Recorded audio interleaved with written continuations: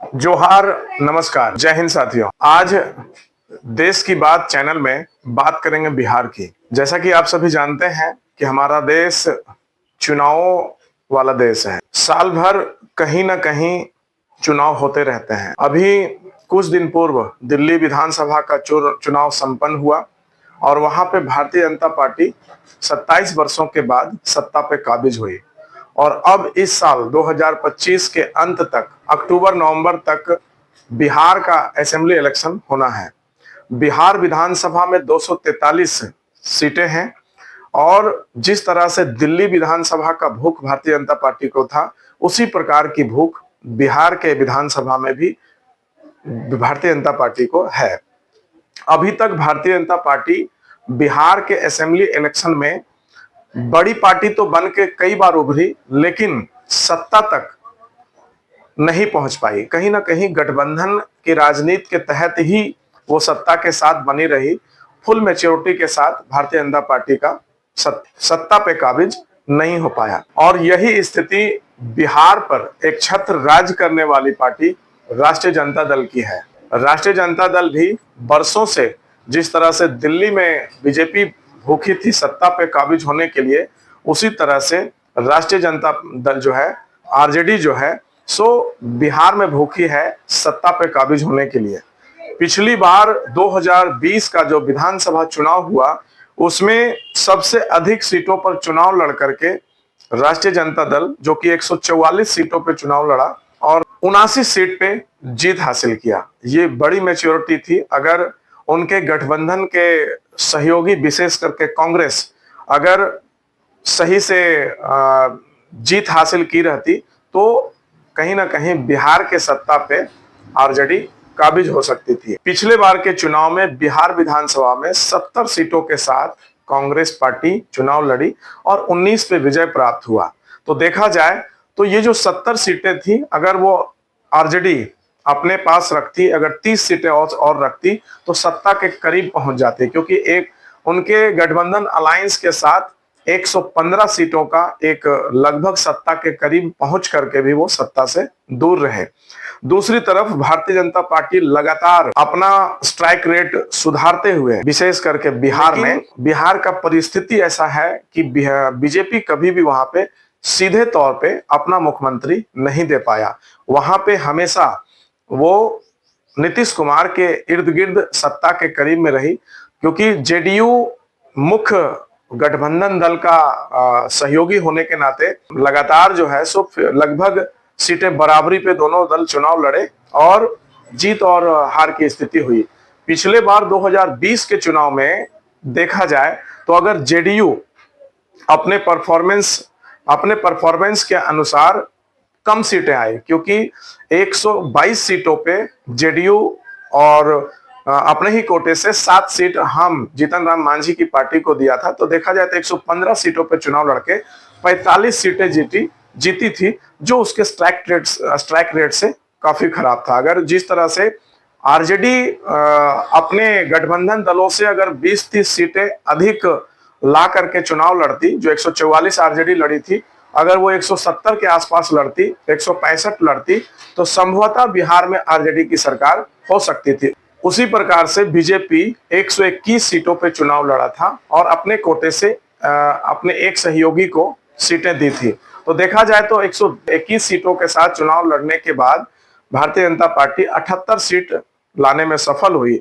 अगर वो 140-45 सीट पे चुनाव लड़ती तो शायद सरकार बनाने के करीब हो जाती। तो दोनों बिहार का जो असेंबली इलेक्शन है वो कहीं ना कहीं गठबंधन के इर्द गिर्द घूम रहा है पिछले वर्षों से, और इसी का परिणाम है कि सीधे तौर से कोई भी राजनीतिक दल जो है सो सीधे सत्ता पे काबिज नहीं हो पाया है।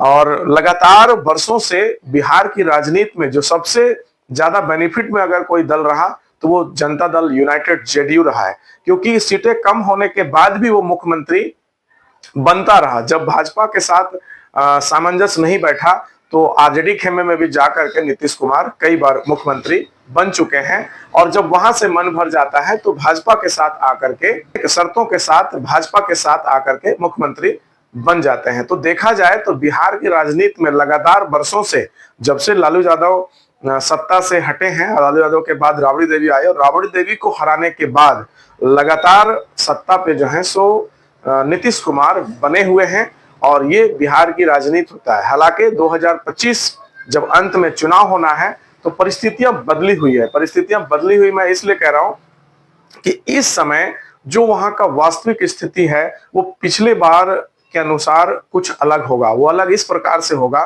कि एक तरफ पिछले बार 144 सीट आरजेडी लड़ी थी, 70 सीट कांग्रेस लड़ी थी और वाम दल, जो वाम दल देखा जाए तो कम सीटों पे लड़ करके बहुत बेहतरीन स्ट्राइक रेट वहां पे दिया था। आज 19 सीटों के साथ चुनाव लड़ने के बाद 12 सीट भाकपा माले जीतने में सफल हुई और उनके अन्य सहयोगी जो हैं वो भी 2-2 सीट जीतने में सफल हुई।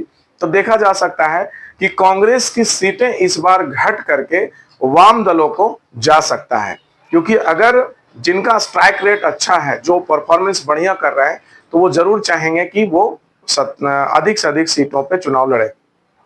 इस बीच वाम दल जो है सो पिछले लोकसभा चुनाव में भी अपना परफॉर्मेंस बेहतर किया है और 2 लोकसभा की सीट जीतने में सफल हुई। तो हम कह सकते हैं कि इस बार का जो विधानसभा चुनाव होगा बिहार में, वो सीटों का बंटवारा में कांग्रेस को पिछले बार की अपेक्षा कम सीटें मिलने की उम्मीद है और वो सीटें जो है सो वाम दलों के साथ जाने की संभावना है। दूसरी तरफ अगर हम बात करें एनडीए अलायंस, सत्ताधारी दल जो अभी सत्ता में काबिज है बीजेपी गठबंधन जेडीयू के साथ, तो उसमें अगर देखा जाए तो परिस्थिति ये बनेगी कि संभवतः इस बार जेडीयू को सीटें कुछ कम मिलेगी, क्योंकि जेडीयू का स्ट्राइक रेट जो है सो पिछले बार काफी अच्छा नहीं रहा और इस बार लोकसभा चुनाव में जो सबसे अच्छे स्ट्राइक रेट के साथ चिराग पासवान अपना परफॉर्मेंस दिए हैं, 5 लोकसभा सीटें उनके साथ है, तो वो 5 लोकसभा सीट का जो कॉन्स्टिट्यूंसी होगा, विधानसभा क्षेत्र होगा, उस पे वो कोशिश करेंगे।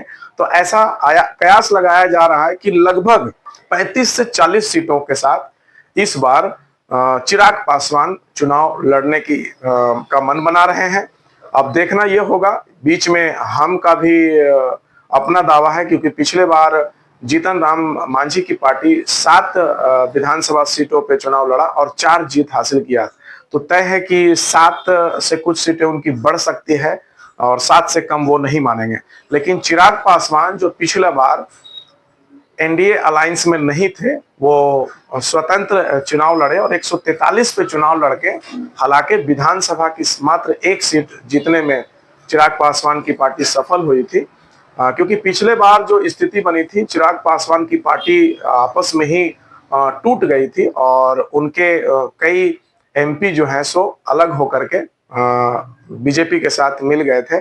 और देखा जाए तो उस समय चिराग पासवान स्वतंत्र रूप से चुनाव लड़े और बीजेपी के साथ सीधे तौर से उन्होंने कभी रिश्ते को खराब नहीं किया और बीजेपी के साथ रिश्ता अपना बनाए रखे और उसका बेनिफिट ये हुआ कि इस बार के लोकसभा चुनाव में वो 5 सीट पे चुनाव लड़े और 5 में से 5 जीत करके एक 100% स्ट्राइक रेट का अपना उपस्थिति दर्ज करा है। और लगातार विशेष करके दलित वोटरों में और चिराग पासवान का देखा जाए तो सर्वमान्य नेता के रूप में उभरे हैं और लगातार वो मोदी जी के साथ अपना ट्यूनिंग सेट किया है, बीजेपी के साथ ट्यूनिंग सेट किया है। जैसा संभावना लगाया जा रहा है कि इस बार जेडीयू की सीटें घटेगी और वो सीटें चिराग पासवान को जा सकती है।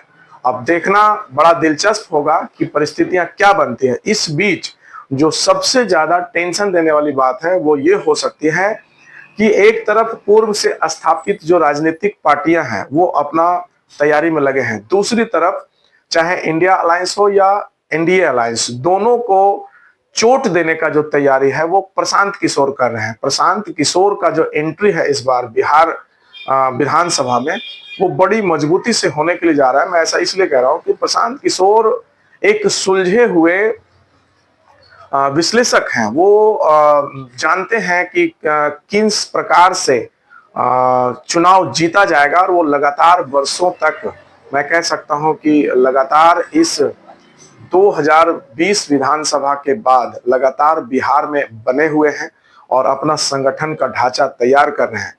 पिछले बार उन्होंने एक डेमो टेस्ट किया अक्टूबर में जब उपचुनाव हुए, 4 सीटों पे उन्होंने अपना कैंडिडेट उतारा और चारों में जीत तो उन्हें नहीं हुई, लेकिन उनका परफॉर्मेंस ये बताता है कि बिहार में वो इस बार किसका खेल बिगाड़ेंगे ये देखना अभी बाकी है, क्योंकि 4 सीटों पे चुनाव लड़े और एक सीट में 37,000, दूसरे में 16 से 17,000 और बाकी में 6,000 के आसपास वोट ला करके अपनी उपस्थिति दर्ज कराए।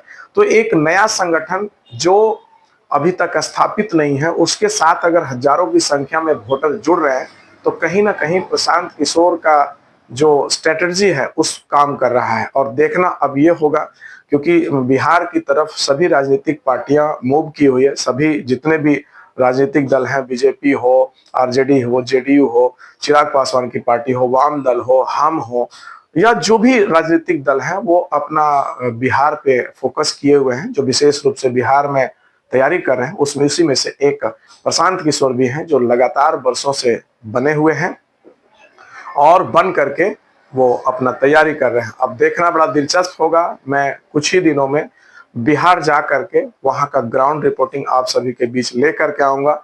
मेरा विश्लेषण कैसा लगता है निश्चित रूप से आप मुझे बताएं और मेरे चैनल को बढ़ाने में अपना योगदान दें। आप सभी मेरे साथ बने रहते हैं, इसके लिए बहुत बहुत धन्यवाद। जोहार, नमस्कार, जय हिंद।